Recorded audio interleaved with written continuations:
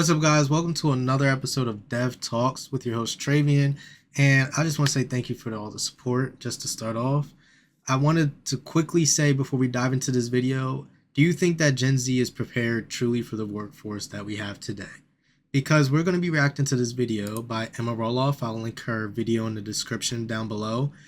And apparently there's a technology skill gap. And me being a software engineer and stuff, I'm very interested in this. So I want to hear what she has to say. So without further ado, let's dive in. Don't forget to like, comment, and subscribe. And let's go. People are going to be surprised or not like to hear that you're actually right. Salesforce did a study that found that only 32% of the Gen Z workforce feels like they know how to use their technology within their jobs. I find that number crazy. And there can be a lot of reasonings between this as well. Like, it can be in school, how some people probably aren't prepared the right way. You're not taught the right things. You're not taught how to use certain stuff.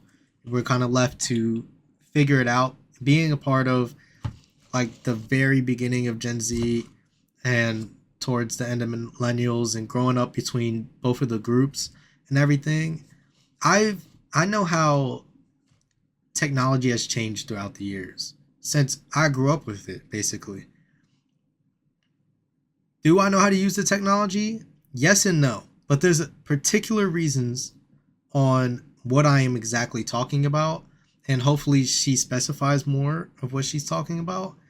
But that's still shocking. There has to be a reason why there's such a large number. Like she said, 32%. And Salesforce did this study that don't know how to use the tools that are given to them to use at the day-to-day of their jobs. And I just have so much more to say about this, but let's just hear out a little bit more before I get into my rant, because my rant is... Which tells me two things. One, we're not doing what we need to be doing to build digital literacy at a younger age, preparing our workforce to go out and use the tools that they have available. And number two, we underestimate the skill sets that the tail end of Gen X and millennials got from growing up alongside technology. For Gen Z, technology has just simply always existed. They weren't developing new skills and learning new things right alongside with new technology as it became available. They weren't learning the basic foundations of coding from building MySpace or playing Neopets. Sure, they had access to technology much earlier in life than most of us did. So let's just stop there real quick. Yes, she has a point about the other generations growing up with it and you kind of figuring it out. But honestly, in my opinion, if you are given access to certain technologies at a much younger age, you have a lot more time to figure this out. So is that really an excuse for not knowing how to use your stuff? In school, I remember in middle school, we had typing classes. We had a bunch of different classes on how to figure out how to use some of the technologies that we were given in the computer. We got computer lab classes. We had to take them. I don't really know how schooling is now. I have a few younger brothers and stuff, but I don't recall either one of them having to take a typing class or take typing tests, which is shocking. Like, I think education and how we've gone in a way is kind of assuming, since, hey, your parents grew up in this change and you have access to it, that you should probably already know how to do this. There are people who don't know how to type still, who are not good typers at all. Typing with two fingers and things, they don't know how to type properly. I bet you most people don't even know what QWERTY is. And I really guarantee most people don't know what QWERTY is to a degree, because where are we learning this stuff now? Like, I remember taking the typing classes and things. I remember even growing up with it and having access to it, the limited access that we had. How are we using it? Is it because these kids are just spending all their time on a game? But still, you can learn stuff from certain games. There's a bunch of ways to learn everything. Maybe, and I even took classes in high school about the building blocks of coding, which is one of the reasons that I was like, I can do this because it was so simple to me. I thought like in my head it seemed simple to me. Those little building block stuff, how to code it, it shows you how to do it and everything. It seemed good. So I really can't give the excuse of, hey, technology has always existed with me, so I don't know how to use it. No, I can't give you any excuse for that because you should know it. So either you're getting, I think what it mainly is these jobs are just hiring people who are not qualified enough for these positions, or these people are lying on their resumes. If you're going to lie on your resume, at least work on the stuff that you don't know. Because if they're going to hire you, you're going to get caught. You're going to get caught. They're going to figure out that you don't know how to use these technologies and stuff. And there's also a difference. And I want to talk about what that difference is a little bit later in this video. But I just want her to continue real quick. Everything was available at the tap of a button, and friction points have been removed from how they interact with most technology. And of course, we could argue that the business world needs to update the way that they're using technology, which of course I agree with. But that doesn't change the fact that we've kind of created this perfect storm for Gen Z where everybody assumes because they grew up technology native that they should be able to step into technology tools within the workplace like this. And nobody has actually stopped to teach them how to interact with technology the same way that all the rest of us got. The last time I talked about this, I brought up the fact that I had typing lessons in school. So many people chimed in saying that that was never a thing for them. It sounds silly, but something like moving from the Google Suite, where all you have to do is press a button to share information with anybody in your school's ecosystem, to moving into the corporate world where there's rules and governance and you're in a different interface on Microsoft Word. And suddenly you can't just share everything with external people. You can only share PDFs. You have to learn how to export that information and attach it to an email and take all of these extra steps that never existed in your world before. And because... So, I actually agree with a lot of that other stuff. So, I understand what it means, what she's trying to get to at that point. Like, yeah, we just went over the typing scenario and having typing classes and everything. I've had typing classes, but a lot of people probably don't. And typing on your phones and your iPads is way different than typing on an actual computer and laptop. There's a significant different skill to it than using two of your fingers and everything. It's so different from it. Like, it's a whole different skill on its own. And like she brought up using Word and everything and how easy it is to share stuff. The point that is not talked to and that's not taught is, hey, when you go into the workforce, this is how it normally is broken down. You can only share stuff with these type of people. This is how you have to act. This is what you have to do. And nobody's kind of going through those steps with, I think, the people who are going into these positions and these jobs. And then whose job is that? Is that the school and the teacher's job? Or is that the parents' job at this point? Because I feel like the schools are kind of relying on the parents to tell them this, because it's like, hey, it's either you're in your parents already in the workforce, they know how this stuff works. You should be telling your children how it's going to work if they're going to be coming into this same workforce. Or is it the teacher's job at the schools to design lesson plans around this so that they can all know? And a part of this is also up to the child of wanting to actually think about, how am I supposed to do this kind of stuff?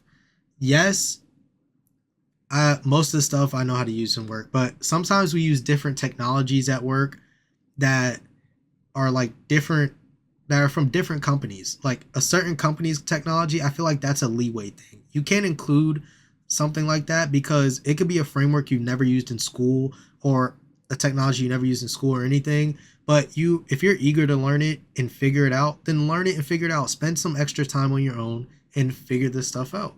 That's what you really got to do. Or the people who already know how to use it, ask them how they use it and all of this other stuff. That's really how you, and then once when you do, now you have the actual experience for it. You can even ask people around. Like if you see something in a job description and you don't know what that technology is and what technologies you'll be working with, ask around. See if you can go on LinkedIn, see who works in these positions. Hey, have you ever worked with this? It might work. It might save you some trouble too, but that's really what it is. You have to know how to figure out ways on how to use this technology rather than just be dumbfounded by it and not figuring it out and just being so clueless on what it is. But I think there is a generic package of stuff that everybody should know that is not generically taught in any of our schools, and probably parents aren't teaching it either, which is insane. There were never any friction points. They don't know how to troubleshoot and just kind of dig into it and figure it out the same way that we all did. When I first started in the working world, there was no one to ask my technology questions to because I understood it better than most of my coworkers. So I did research, I dug in, I figured things out, and that made me more self-sufficient. When you've never had to do that kind of troubleshooting and people all around you know how to use the technology, you become more dependent on those relationships and seeking out that information from your peers as opposed to doing the troubleshooting on your own. This is not me saying that all Gen Z is bad at using technology. I I love what she said right there. Let me just let her finish out real quick. It's not me saying that Gen Z is not self-sufficient and can't dig in to solve a problem. It's me just explaining why I think we see this skill gap exaggerated in a way that's so unexpected in the workforce. So I love what she said right there. And I believe it's all in the mindset of a person that goes in it. Exactly what we were just talking about is, hey, your parents aren't teaching you this stuff. Like, obviously, somebody's not these. You're growing up with it. You're left to kind of figure it out, but you're just using the internet to look it up to figure out how to learn this stuff. You're not. You're just trying to learn this. Some people may not even be trying to learn it on their own. That's what she's trying to get to. I'm guessing. She was like, we figured out how to ways to do it. Whether it's we look it up on our own, we troubleshoot whatever we have to do first, and trust and believe. I try to keep that practice in as much as possible in my day-to-day life, especially when it comes to learning something new. I will literally work on a project or an assignment, especially in the workforce, and just try to do it by myself. Look up different things, see how they kind of work, try to put them together and things. And you know what that does? That doesn't that allows you to not go when you do go ask a question to your peers and coworkers and stuff to be like, hey, how do I do this?